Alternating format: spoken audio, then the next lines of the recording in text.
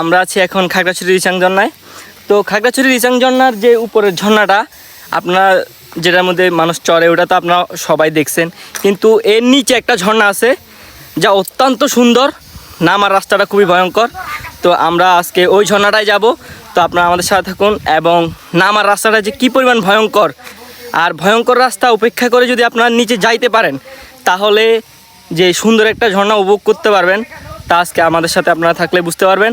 তো উপভোগ করুন ভিডিওটা আর ভয়ঙ্কর জার্নিটা দেখতে থাকুন। আমার ঝর্ণাটার মধ্যে আপনারা আসতে হলে আপনারা সোজাসুজি যে ঝর্ণার রাস্তাটা আছে এইখান থেকে আপনারা এই রোডটা দিয়ে আসবেন। এই রোডটা দিয়ে আসার পরে এখানে যেই তেঁতুল গাছটা দেখতেছেন, ঠিক এই রাস্তাটা দিয়ে সোজা এখান দিয়ে নেমে গেলে আপনারা ওই নিচের ঝর্ণা যাওয়ার যে রাস্তাটা ওটা দেখতে পাবেন। তো সাথে থাকেন এবং উপভোগ করেন ভয়ঙ্কর একটি রাস্তা। গাইস জাস্ট দেখেন কি পরিমাণ খাড়া এই পাহাড়টা দিয়ে আমরা নামবো, আর সামনের রাস্তা আরও খুব ভয়ঙ্কর, দেখতে থাকেন আপনারা। তো আপনারা যারা এই রাস্তা দিয়ে আসবেন খুব সাবধানে আসবেন, আর যারা হাইকিং বা পাহাড়ে ওঠানামা করতে পারেন না তারা তাদেরকে আমি আসতে বারণই করব, কারণ রাস্তাটা খুবই ঝুঁকিপূর্ণ রাস্তা। আর বর্ষাকালে যখন বৃষ্টি হয় তখন তো রাস্তাটার মধ্যে নামাটা, জীবনের ঝুঁকি নিয়ে নামাটা আসলে হাস্যকর।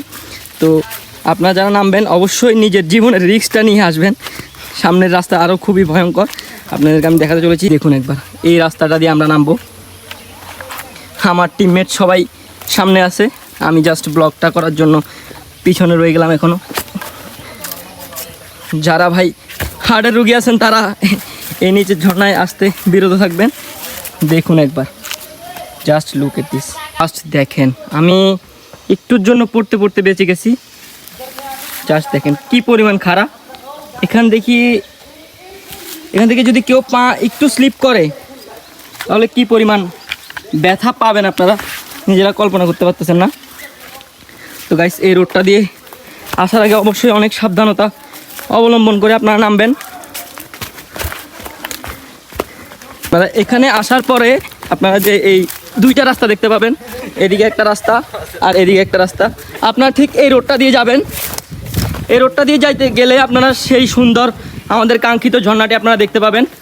তো সাথে থাকুন এবং দেখতে থাকুন যে ঝর্ণাটা কত সুন্দর, এত কষ্টের ফলে আমরা যে সুন্দর ঝর্ণাটা দেখতে পাবো সেটার অবশ্যই আপনারা উপভোগ করুন। গাইস লিটারেলি আমি হাঁপাই গেছি পাহাড়টা নামতে।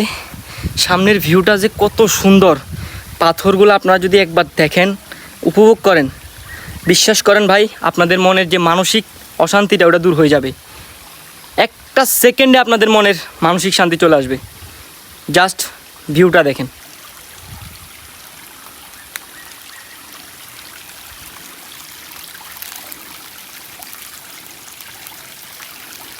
আপনারা যখন পাহাড় থেকে নামার পরে এই সুন্দর ঝিরির পানির সাউন্ডগুলো শুনতে পারবেন, প্রাকৃতিক ন্যাচারাল যে সাউন্ডগুলো, ওগুলো শুনে আপনার মনের অশান্তি থাকার আমার কোনো কথাই না। আপনার মনে যত অশান্তি থাক না কেন অশান্তিটা দূর হয়ে যাবে আশা করি।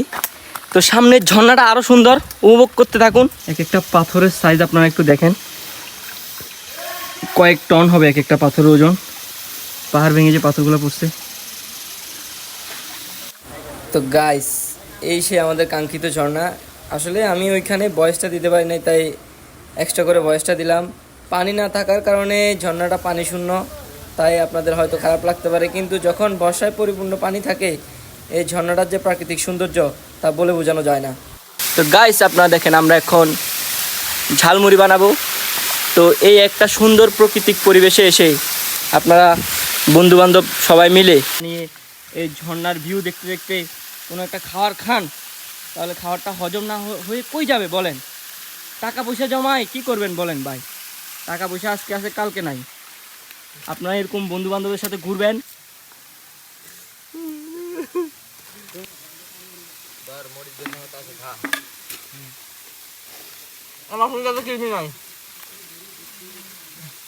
তো গাইস দেখেন ঝর্ণা থেকে গোসল করার পরে আমরা এখন ঝর্ণা থেকে উঠে যাচ্ছি।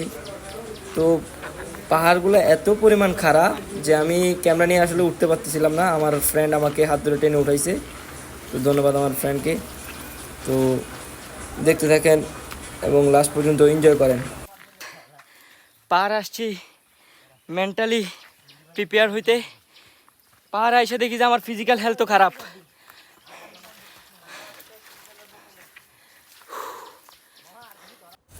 তো গাইস, আজকের মতো আমার ব্লগ এখানেই শেষ। আবারও দেখা হবে নতুন কোনো ব্লগে, নতুন কোনো স্থানে। ধন্যবাদ সবাই, লাইক কমেন্ট এবং ফলো করে পাশে থাকবেন। ধন্যবাদ সবাইকে।